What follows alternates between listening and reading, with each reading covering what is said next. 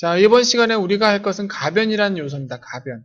가변이란 뭐냐면은 부품끼리 서로 이렇게 부품의 정보를 서로 이렇게 인식을 해가지고 하나의 부품이 바뀌면 다른 부품도 바뀌는 그런 시스템입니다.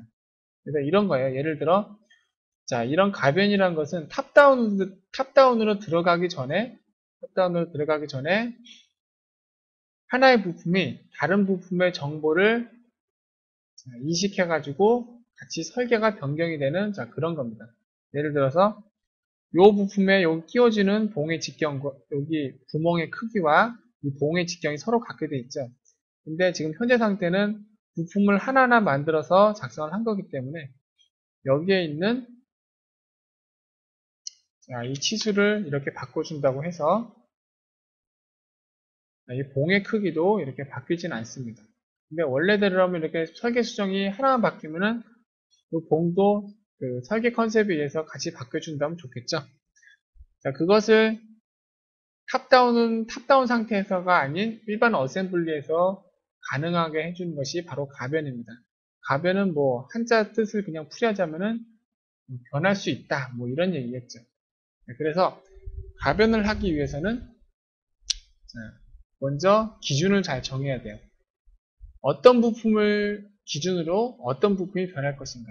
그러면 예를 들어 얘가 변하면은 따라서 얘가 변한다. 아니면 얘가 변하면 따라서 얘가 변한다. 이런 기준을 잘 맞춰놔야 돼요. 자, 일단 뭐 설계 컨셉은 어떤지 모르겠지만 일단 이렇게 예를 들어볼게요. 어떻게 예를 들느냐? 이 부품에 있는 구멍 크기가 커지면은 여기에 있는 구멍 크기도 같이 커지는 컨셉으로 하겠다. 이렇게 가겠습니다. 그러면 자, 이 부분을 더블 클릭해서 편집으로 들어가야 돼요. 가변은 어셈블리 편집 상태에서 해야 됩니다. 부품 열기 상태에서는 할 수가 없어요. 왜냐? 다른 부품의 모서리를 참조할 수가 없기 때문이죠. 어떻게 하는지 보겠습니다.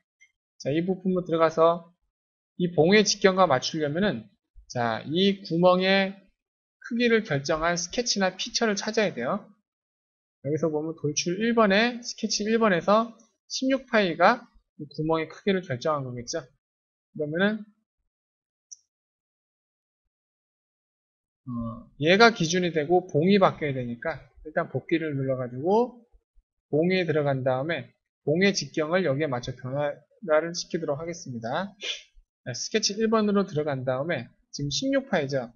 그럼 일단 요거를 치수를 지워서 자유롭게 움직이게 만듭니다. 그런 다음에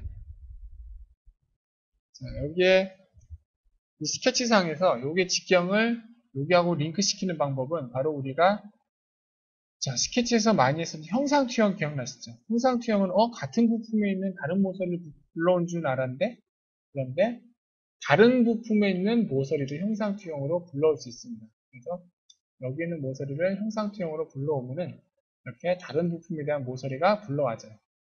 자, 그런데 잠깐만요. 컨트롤 Z를 눌러서 앞으로 돌아가 볼게요. 자, 여기 스케치 마크를 봐주세요. 매끈하죠? 일반적인 스케치 마크입니다. 그런데 형상투영을 이용해서 다른 부품의 모서리를 가져오는 순간 자, 이 스케치는 이제 보면은 자, 파란 화살표와 녹색 화살표가 순환되는 게 나옵니다. 이게 바로 가변 마크예요. 그래서 스케치의 확장 요소 나무는 자, 참조 1번이라고 해가지고 참조 1번이 자, 뭐 참조 1번을 보면은 이 부품에서 이 모서리를 참조로 가져왔습니다. 참조로 가져오면서 이 모서리는 가변 모서리가 되고요. 그 가변 모서리를 포함하는 스케치는 가변 스케치가 됩니다. 그리고 그 스케치를 포함하는 피처는 가변 피처가 되고요. 그 다음에 그 가변 피처를 포함하는 부품은 가변 부품이 됩니다. 그러니까 모서리를 하나 불러가지고 그 막 위계질 여기 뭐냐 위로 줄줄이 이렇게 가변이란 마크를 달아주는 겁니다. 달아지게 돼요. 자, 그럼 여기서 어떻게 하느냐? 자, 이것은 일단 구성선으로 바꿔가지고 프로파일 영역에 포함되지 않게 하고요. 동일 구속 조건으로 이 원의 반지름과 이 원의 반지름을 같이 맞춰주는 거예요. 이렇게 하면은 스케치 마무리를 하고 봤을 때, 자, 이제부터 이 부품은 가변 부품이 돼가지고, 자, 여기에, 이 안에 여기 원의 직경이 변하게 되면은, 여기의 직경도 같이 따라서 변하게 됩니다. 그래서 더블 클릭을 해가지고 실험을 해볼까요? 16파이였는데, 자, 20파이로 바꿔볼게요. 20파이로 바꿔보면은, 자, 지금 현재는, 변화가 없네요? 그런데 어셈블리로 복귀를 하면은, 업데이트가 되면서 자동으로 이렇게 크기가 변하게 됩니다. 자, 그런데 이런 가변이라는 것은 사용할 때 좀 주의하셔야 되는 게, 가변이라는 것은 이렇게 가끔가다 이렇게 꼭 중요한 설계 변경을 서로 연관시킬 때만 써야 되고, 그렇지 않고 가변을 막 남발을 하고 남용을 하게 되면은 이 어셈블리를 열 때 이 부품끼리 막 수십 개가 서로 가변으로 얽혀 있으면은 어셈블리를 열 때 상당한 시간이 걸리고요. 그리고 어셈블리를 제어하고 편집할 때도 항상 가변을 염두에 둬가지고 시스템 메모리가 작동을 하기 때문에 좀 많은 어려움을 겪으실 겁니다. 그래서 가변은 웬만하면 인벤터 중급에서 제가 강의를 해드릴 탑다운을 이용하시고, 가변은 이런 걸 했을 때 이럴 때만 한시적으로 좀 사용하시길 바래요. 가변이라는 것이 왜 문제가 되냐면 보세요. 예를 들어 여기 들어가 가지고, 자, 여기에 대한 요 판의 크기를 이렇게 변했어요. 변하면은, 자, 이렇게 부속 조건이 에러가 나는 건 무슨, 물론 가변이 찢어져 버리면서 이렇게 어셈블리 자체가 한바탕 난리가 나게 됩니다. 그리고 단순한 가변이면 괜찮겠지 해가지고, 만약에 이 판과 이 판을 볼게요. 자, 분리로 들어간 다음에 서로 이렇게 판에 여기 삐져나온 곳 빼고는 판의 크기가 똑같잖아요. 그래서 여기 들어간 다음에 돌출해서 스케치를 가가지고, 자, 이 치수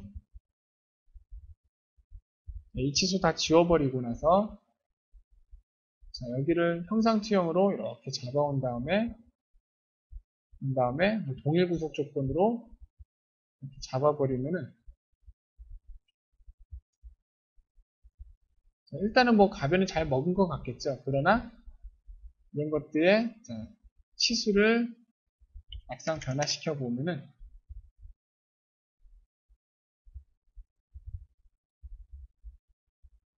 자, 이런 식으로 가변이 이상하게 잘 적용되지 않는 현상을 발견을 하실 겁니다.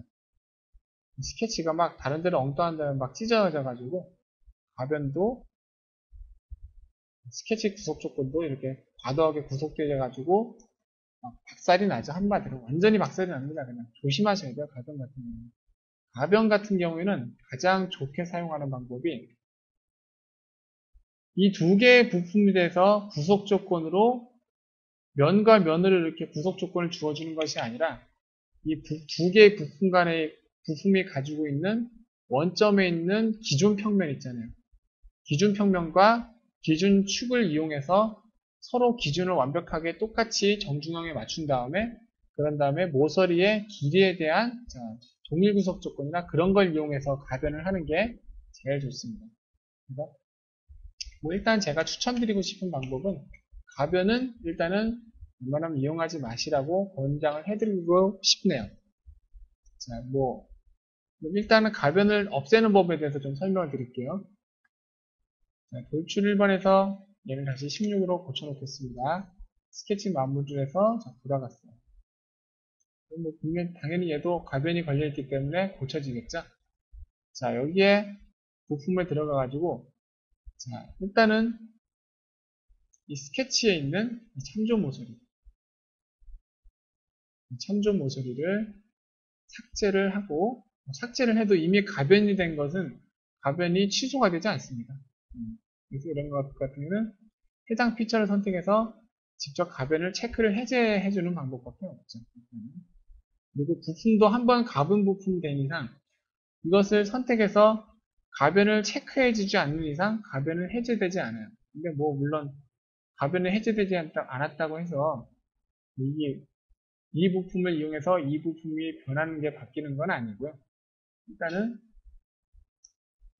좀 가변이 이렇게 붙어 있으면 좀 찜찜하니까 이렇게 가변 부품을 선택해서 직접 가변을 체크 해제해 줘가지고 가변을 해제하는 방법이 있겠습니다. 자, 뭐 이상으로 자 가변에 대한 걸 좀 알아봤어요.